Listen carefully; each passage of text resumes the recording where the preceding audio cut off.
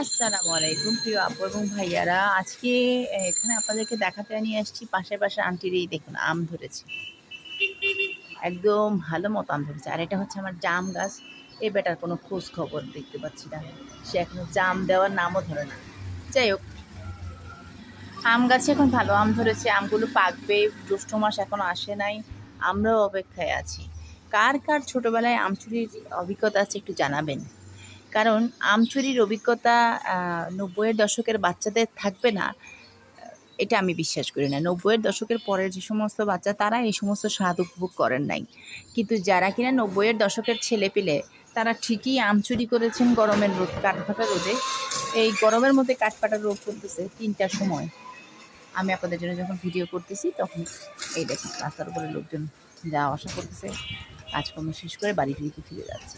দুপুর টাইম অনেকটা এখন চুরি করা, আম চুরি করার একটা বিশেষ সুযোগ এবং সুবিধা। তো আগের সময়টাতে দেখা যেত কি আমরা ফুল চুরি করে নিয়ে আসতাম, আম চুরি করে নিয়ে আসতাম। ভাই এখন আমার শিক্ষা হয়ে গেছে ভাই। কেন শিক্ষা হয়েছে বলি, আগে যখন ছোটোবেলায় মানুষের জিনিস চুরি করতাম মায়া মমতা লাগতো না, খেয়ে দিয়ে শেষ। কিন্তু এখন যখন নিজে গাছের কাজ করি, একটা ফুল যখন কেউ চুরি করে নিয়ে যায়, আবার একটা যখন কিনা কেউ একটা কি বলে যে আপনার গাছের ফল চুরি করে নিয়ে যায়, তখন এত কষ্ট লাগে। এটা হচ্ছে প্রকৃতির বিচার। তো এই কথাগুলো বলার আর এই ভিডিওটা করার একটা কারণ হচ্ছে যে আপনি যা করবেন, যত ভালো কাজ করবেন সেটা যেমন আপনার কাছে রিটার্ন হয়ে ফিরে আসবে, রিটার্ন আসবে।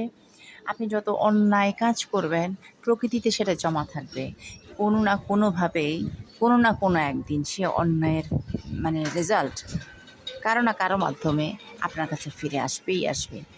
এটা বোঝানোর জন্য এই আমের ভিডিওটা করা।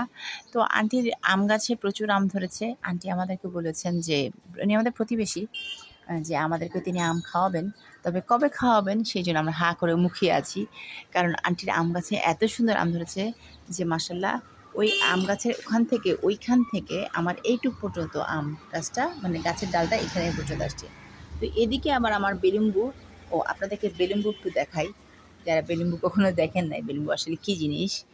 আমি একটু আমার নিচের দিকে বাসার দিকে যাই, এসে দোতলা সিঁড়ি পার হচ্ছে আর কি। দোতলার সিঁড়ি থেকে নেমে এখানে এগুলো সব গরুর খাবার রাখা হয়েছে, এগুলো সব গরুর খাবার। সিঁড়ির গোড়াতে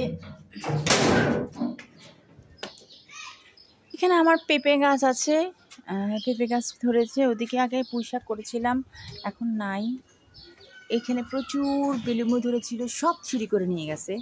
2 দিন আগেও ট্রেনিংয়ে যখন ছিলাম তখন দেখেছিলাম। এখন তো বেলুম্বু গাছ বেলুম্বু খালি করে ফেলছে দেখেন। অনেক বেলুম্বু ধরে, কিন্তু এইবার বেলুম্বু সব চুরি যাবে। এটাই হচ্ছে বিরিঙ্গি। এটা নাচারি আমি আপনাদের জন্য পাঠিয়েছিলাম, খাইয়ে খাওয়াতে চেয়েছিলাম। প্রচুর বেলুম্বু হয়, কিন্তু দেখেন এই যে পচতেছে, খাওয়ার লোক নাই, বুঝছেন। তো সবাইকে বিলুম্বু গাছের বিলুম্বু খাওয়ার দাওয়াত দিয়ে আমি আমার ভিডিওটা শেষ করছি। ভালো থাকবেন।